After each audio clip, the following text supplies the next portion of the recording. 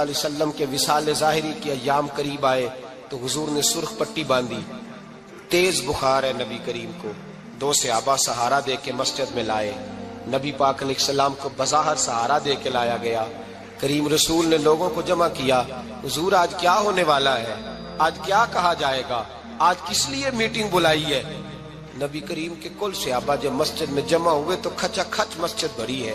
وصال ظاہری سے چند یوم پہلے کی بات، نبی پاک نے فرمایا آج تمہیں کوئی جہاد کی ترغیب نہیں دینی، آج کوئی نیا پیغام نہیں دینا، آج تمہیں بتانا ہے کہ رب نے اپنے بندے کو اختیار دیا ہے، چاہے تو دنیا میں رہے، چاہے تو اس کی بارگاہ میں حاضر ہو جائے۔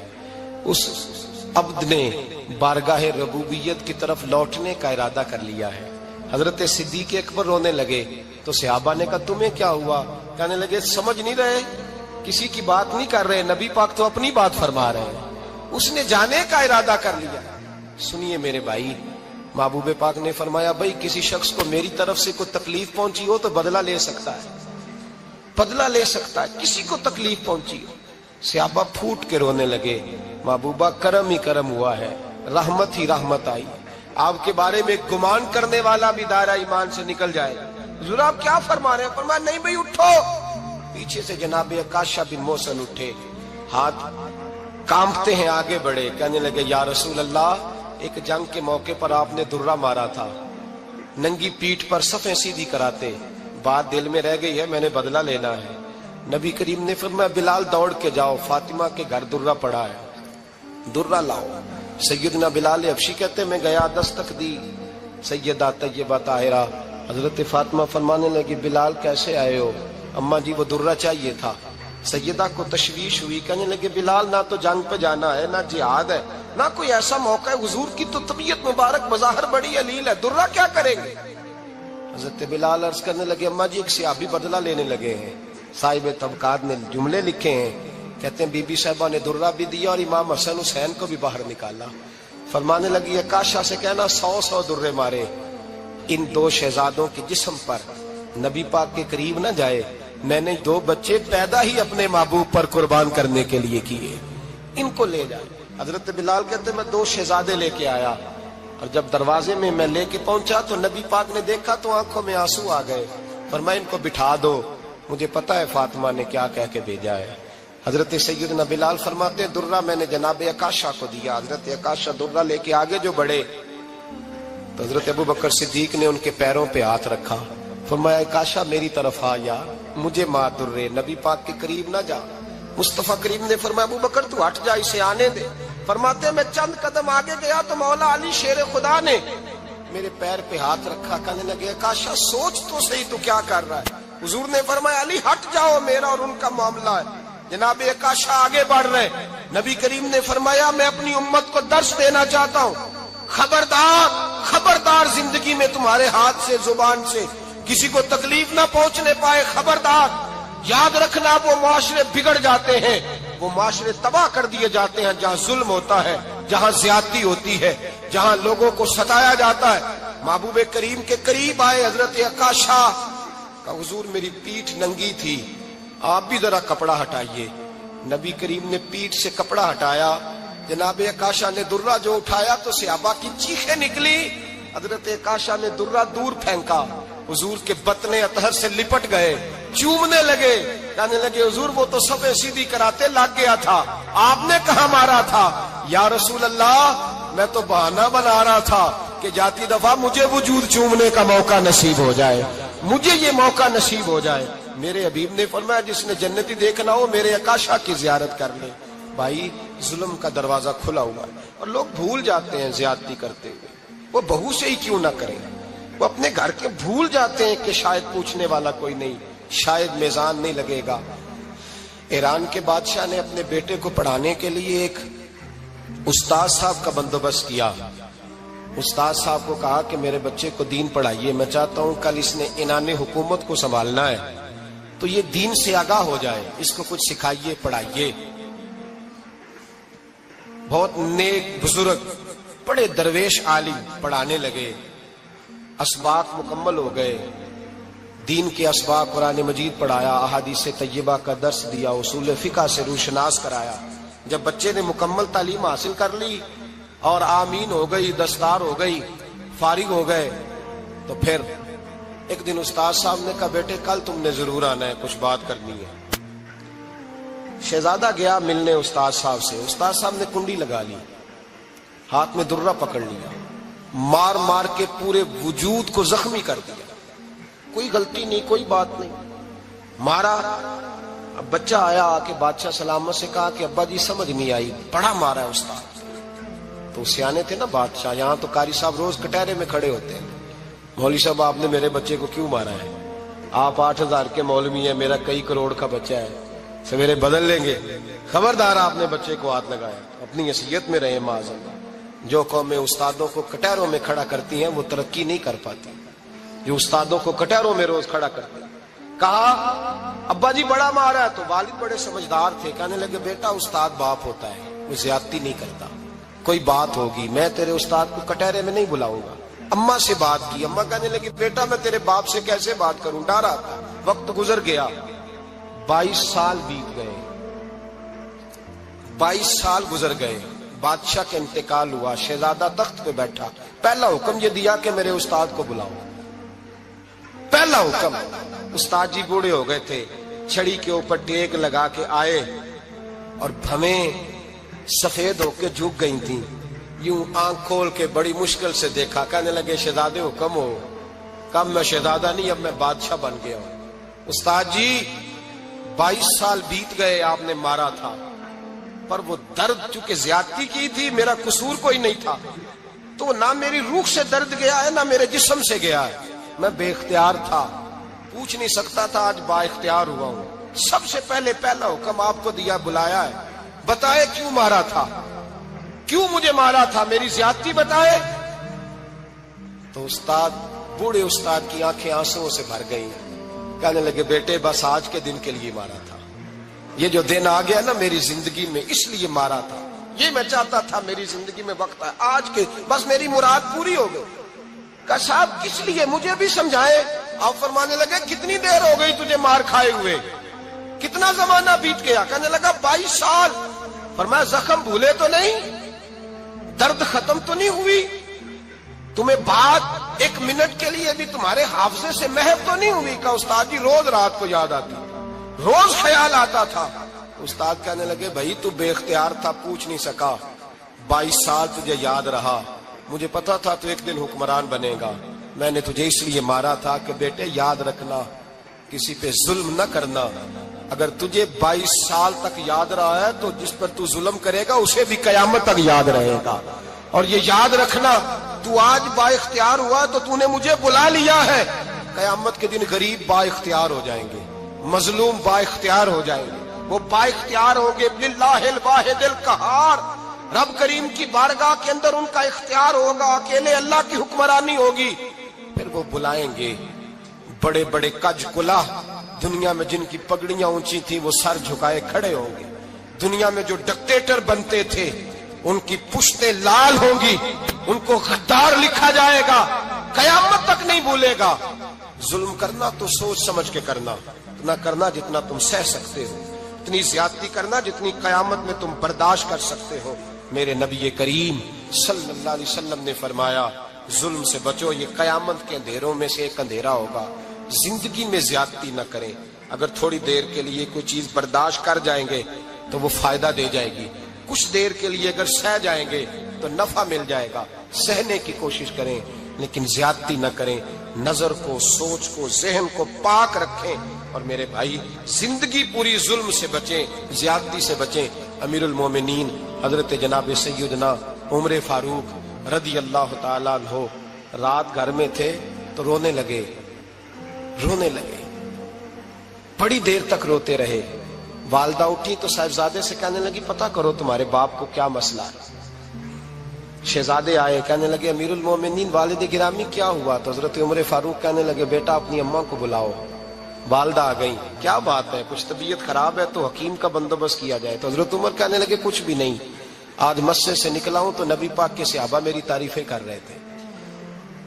یہ حضرت فاروق اعظم کے وصال کے قریب کے دن ہے، تعریف تو حضرت یہ رونے کی بات ہے کہ خوش ہونے کی؟ آپ فرمانے لگے نہیں، سوچتا ہوں باہر تو میں اچھا رہا ہوں، پتہ نہیں گھر میں ہی کوئی زیادتی نہ ہو گئی ہو، پتہ نہیں تمہارے ساتھ بھی میرے معاملات ٹھیک تھے کہ نہیں۔ صحابہ تو تعریف کرتے ہیں، رو رہا ہوں تمہاری وجہ سے نہ الجھ جاؤں، بیوی ہی نہ کہے میرا حق ہی ادا نہیں کیا۔ یہ لفظ کہتے کہتے پہاڑ ہے یہ شخص، کیسر و کسرا کامتے ہیں۔ حضرت عمر رو پڑے، بی بی سے کہنے لگے مجھے اللہ کی رضا کے لیے معاف نہیں کر دیتی؟ میرے اوپر بوجھ تھا امت کا، میں ساری رات مدینے کی گلیوں میں پھرتا تھا، دن سارا مسجد میں گزرتا تھا، میں تجھے وقت نہیں دے پایا، معاف نہیں کر دیتی؟ تو زوجہ کہنے لگی نہیں عمر، میں نے بھی زندگی میں اپنا کوئی سکھ چین نہیں دیکھا، کوئی چاؤ پورا نہیں کیا، میں کیسے معاف کر دوں؟ میں نہیں معاف کرتی۔ حضرت عمر زمین پہ بیٹھ گئے، رونے لگے، کہنے لگے چل معاف کر دے۔ کہنے لگی ایک وعدہ کرو، قیامت کے دن رب کریم کی بارگاہ میں میری سفارش کرو گے؟ اللہ کی بارگاہ میں عرض کرو گے کہ اللہ اچھی تھی، مجھے کپڑے دھو کے دیتی تھی، روٹی پکا کے دیتی تھی، میری عزت کی محافظ تھی؟ جناب عمر کہنے لگے تیرے ساتھ وعدہ ہے، رب اپنے فضل سے عمر کو جنت دے گا تو عمر تجھے جنت میں ساتھ لے کر کے جائے گا، تیرے ساتھ وعدہ ہے۔ میرے بھائی جن کے دلوں میں احساس تھا کہ ہم سے کوئی زیادتی نہ ہو جائے کسی جگہ، وہ تو یہاں تک معاملہ کرتے تھے، یہاں تک ان کا خیال رہتا تھا۔ عزیزو، ایک تو نظر میں حیا پیدا کریں، والدین کی بہت بڑی ذمہ داری ہے۔ لاکھوں بچے مرضی کی شادیاں کر رہے ہیں، ہزاروں گھر اجڑ رہے ہیں، یہ وہ والا زہر ہے جو ہر گھر میں تیزی سے پھیلتا چلا جا رہا ہے۔ پہلے ہم کہتے تھے کہ بچہ باہر نہ نکلے، اب کہتے ہیں اللہ کہیں موبائل لے کے تنہا نہ بیٹھ جائے، کہیں تنہا نہ بیٹھ جائے، کیا بنے گا اس کا اگر یہ گندگی اور یہ ایسا نشہ ہے جو اجاڑ کے رکھ دے۔ بخاری شریف میں حدیث ہے، قاضی ایاز مالکی رحمۃ اللہ علیہ نے بڑی تفصیل سے لکھی ہے، راوی حضرت انس بن مالک ہیں۔ ایک بندہ بڑی دور سے آیا نبی پاک صلی اللہ علیہ وسلم کی زیارت کے لیے، بڑی دور سے۔ عرب کے جو سردار ہوتے تھے ان کے بڑے ناز نخرے ہوتے تھے، وہ خیر آج بھی ہیں، پروٹوکول کا ماحول آج بھی، یعنی وزیر صاحب کے آگے دو چار گاڑیاں نہ ہوں تو ان کو مزہ ہی نہیں آتا، پولیس والے آگے پیچھے بھاگیں تو حالانکہ ان کو نہیں پتا کہ جو پولیس والے آگے پیچھے بھاگ رہے ہیں نا، یہ حکومت بدلی تو گرفتار کرنے بھی انہوں نہیں آنا ہے، لیکن وہ بڑا مزہ آتا ہے جب لوگ گاڑی کے پیچھے بھاگتے ہیں۔ کیا بات ہے جناب، بڑی بات۔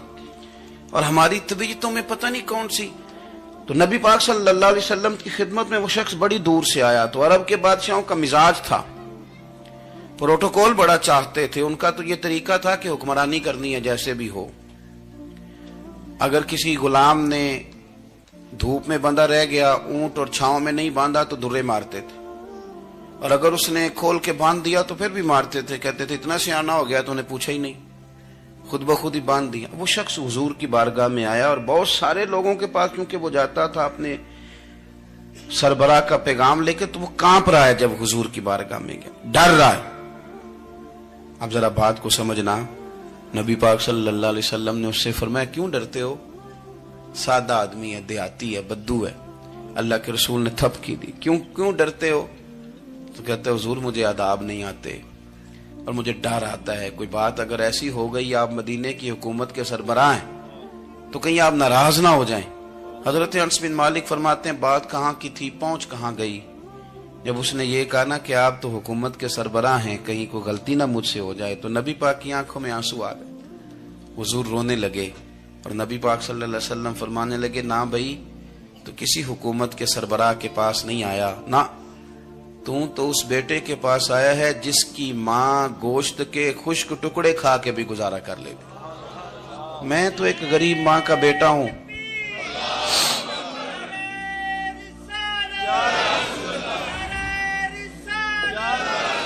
بھائی اگر آپ کا یہ ذوق بن جائے، دیکھو نا آج تو لوگ بھول جاتے ہیں نا، کپڑے بدل لیتے ہیں تو وہ سمجھتے ہیں کہ شاید سارا کچھ ہی بدل گیا، یعنی گاؤں سے آ کر پڑھنے والے بھول ہی گئے ہیں کہ کس کی ماں نے کتنا زیور بیچا تھا۔ لوگ بھول جاتے ہیں چیزوں کو، اپنے ماضی کو یاد رکھیں، آپ لوگوں کے ساتھ پیار کریں، آپ لوگوں کو موقع دیں، آپ تھوڑی سی اور کوشش کریں اس شخص تک جانے کی جو آپ کو مایوس نظر آ رہا ہے، پریشان نظر آ رہا ہے۔ یہ ہمیں میلاد والے محبوب صلی اللہ علیہ وسلم نے درس دی۔ ایک اور پہلو، حضور سید عالم صلی اللہ علیہ وسلم نے، ہمارے ہاں نا ابھی بھی برادری کی تقسیم ہے، ابھی بھی اور کچھ میں نے ایسے کمزور لوگ بھی دیکھے. یہ اس طرح کی حرکتیں ہارے ہوئے لوگ کرتے ہیں. ہارے ہوئے لوگ جو اپنے آپ کو سمجھتے ہیں کہ میں کوئی بڑا آدمی ہوں. بڑا آدمی تو اپنے اخلاق سے ہوتا ہے, اپنے کردار سے ہوتا ہے, اپنی سخاوت سے ہوتا ہے, لوگوں سے پیار کرنے سے ہوتا ہے. باقی یہ کہ بیٹھ کے کہانی سنانا کہ میں بڑا کچھ کرتا ہوں, تو جو کچھ کرتا ہوتا ہے اسے سنانے کی کوئی ضرورت. ایک اور بہت سارے لوگ آپ تعزیت کرنے جائیں نا والد کے انتقال کے بعد, تو ان بیچاروں کو بتانا پڑتا ہے کہ ابا جی میرے بغیر دوائی نہیں کھاتے تھے. تو میں کہتا ہوں اگر تیرے بغیر نہیں کھاتے تھے پھر بتانے کی ضرورت نہیں, پھر تو سارے گاؤں کو پتا ہوگا کہ تیرے بغیر نہیں کھاتے تھے. اور اگر کوئی دال میں کالا ہے تو پھر تیری وضاحت کوئی بندہ قبول نہیں کرے گا. تو آپ کو بتانا کیوں پڑ رہا ہے, اور آپ بار بار اس بات کا ذکر کیوں کر رہے ہیں کہ ہم بہت بڑے قبیلے کے ہیں؟ صاحب اگر آپ بڑے قبیلے کے ہیں تو پتا ہوگا سارے علاقے کو آپ کتنا لوگوں کا خیال کرتے ہیں, آپ کس قدر محبت کرتے ہیں, آپ کا انداز کریمانہ کس طرح کا. پھر آپ کو بتانے کی کوئی ضرورت نہیں ہوتی, پھر خود بخود خبر ہوتی. حضرت سیدنا ابو ذر غفاری رضی اللہ تعالیٰ عنہ, قبیلہ بنو غفار ایک بڑی شاخ تھی قبیلوں میں سے. جو لوگ اس زمانے میں مالدار قبیلوں سے تعلق رکھتے تھے ان میں سے ایک بڑا نام تھا. ساری زندگی چودراہٹ کی, لیکن میلاد ایک انقلاب کا نام ہے. میں میلاد منانے والے دوستوں سے گزارش کرتا ہوں کہ آپ ہر سال میلاد منائیں, اور ہر سال میلاد کے بعد آپ تھوڑے بدل بھی جائیں, یعنی تھوڑے سے بدل جائیں. کچھ لوگ کہیں یار یہ داڑھی میں نے نا 12 ربیع الاول والے دن رکھی تھی, یہ میری میلاد والی داڑھی ہے. اور داڑھی رکھیں بھی نبی پاک کی مرضی کی. کس کی مرضی کی؟ نہ ناراض ہو جائے میں ٹور چلا بس. کس مرضی کی جی؟ اپنی مرضی کے نہیں. داڑھی کا وزن کو نہیں ہوتا کہ پوری مٹھی رکھیں گے تو آپ کو کوئی دقت ہوگی, کوئی وزن نہیں. پوری رکھیں, جو حضور کا طریقہ مبارکہ ہے جو ہمیں ملتا ہے اس پر آپ توجہ فرمائیں. تو میں جو بات عرض کرنے جا رہا ہوں وہ میلاد انقلاب ہے. حضور سید عالم صلی اللہ علیہ وسلم کی بارگاہ میں آنے سے پہلے لوگ کچھ اور ہوتے تھے, اور یہاں سے ہو کے جاتے تھے تو پھر ان میں تبدیلی آتی تھی. میں سارا دن کرامتیں سناؤں نا کسی کو اپنے پیر صاحب کی, اور اپنے گھر میں بھی کہ میرے حضرت بڑے, میرے استاد بڑے, لیکن بیوی کے ساتھ اگر میں ترش لہجے میں بات کروں گا تو وہ کہے گی ایسے سکھاندے نے تینوں پیر صاحب. دوست کہیں گے یہ سکھاتے ہیں آپ. تو آپ کی کہانیاں نہیں چلتی, آپ کا کردار چلتا ہے. حضرت ابو ذر غفاری رضی اللہ تعالیٰ عنہ فرماتے ہیں چونکہ میں چودھری تھا, سیدنا بلال حبشی رضی اللہ تعالیٰ عنہ کے پاس میں بیٹھا تھا. کسی بات میں بات آگے بڑھی اور بڑھتے بڑھتے بات شکنجی تک چلی گئی. رائے کے اختلاف نے باتوں میں تلخی پیدا کر دی, اور جب تھوڑے لفظ اور تیز ہوئے تو میں نے انہیں کہہ دیا چپ کر, تو ابشن کا بیٹا ہے. کس کے بیٹے تھے حضرت بلال؟ کہتے ہیں جب انہوں نے مجھے کہا تو میرا دل بڑا ٹوٹا, لیکن میں نے ارادہ کیا کہ میں نے حضور کی بارگاہ میں نہیں عرض کرنی. اب ہر بات کی ہم حضور کی بارگاہ میں شکایت کریں. لیکن میں جا کے مسجد میں بیٹھا, اور جب سرکار آئے نا, ارادہ نہیں تھا کہ عرض کروں گا, لیکن حضور کا چہرہ دیکھا تو دکھ میرا خود ہی تازہ ہو گیا. رونے کا بھی تو تب ہی مزہ آتا ہے نا کوئی اپنا ملے تو. فرماتے ہیں کہ میرے آنسو نہ بغیر اختیار کے چھلک پڑے, اور میں کھل کے روئے, کھل کے. قربان جاؤں محبوب کے, بھی حضور نے پاس نہیں بلایا بلکہ نبی پاک اٹھ کے خود میرے پاس آئے اور مجھے کندھوں سے پکڑ کے سینے سے لگایا, اور جب میں کھل کے رو لیا تو حضور میرے آنسو پوچھنے لگے. کچھ شعر ایسے ہوتے ہیں جو کسی نے کہے ہوتے ہیں, اور کہنے والا جو ہوتا ہے وہ صاحب حال ہوتا ہے, تو اس میں کچھ خوبصورتی زیادہ ہی ہو جاتی ہے. ایک پنجابی کے شاعر ہمارے گجرات میں گزرے, بزرگ تھے, ان کا ایک شعر ہے, وہ کہتے ہیں ایک واری میری آنکھیاں چوں اونا نے اتھرو پونجے سن. ایک واری میری آنکھیاں چوں اونا نے اتھرو پونجے سن, ہن تے چسکا پہ گیا رونے دا. ایک واری میری آنکھیاں چوں اونا نے اتھرو پونجے سن, ہن تے چسکا پہ گیا رونے دا, تے ہر ویلے آہو زاری دا. تو میں روز رونے لگا ہوں, مزہ ہی بڑا آیا ہے جب سے محبوب نے چپ کرانا شروع کیا میرے عزیز.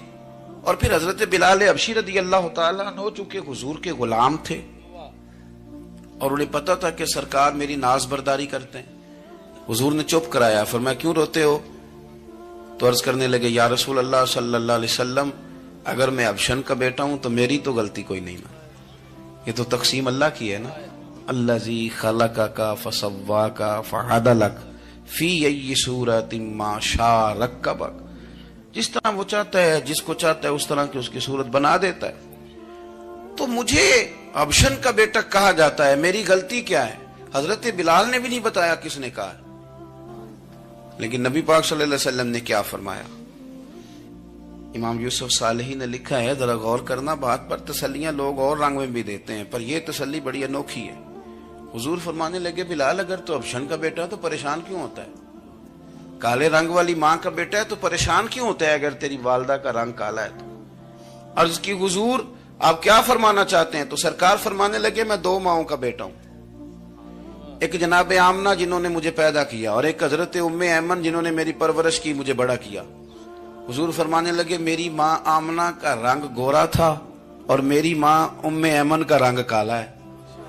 تو فرمایا، اگر تجھے کسی نے کالے رنگ والی ماں کا بیٹا کہا تو اسے کہہ دینا مدینے والے محبوب کے بھی تو ایک والدہ کا رنگ کالا ہے، تو کہہ دینا. حضرت بلال کہتے ہیں کہ وہ اس طرح کی تسلی تھی، طفل تسلیاں نہیں جس طرح کی ہمیں دی جاتی، وہ اس طرح کی خوبصورت تسلی تھی کہ اس کے بعد میرا دل ایسا ٹھنڈا ہوا، پھر کسی کا تانا نہیں رہا، پھر کسی کی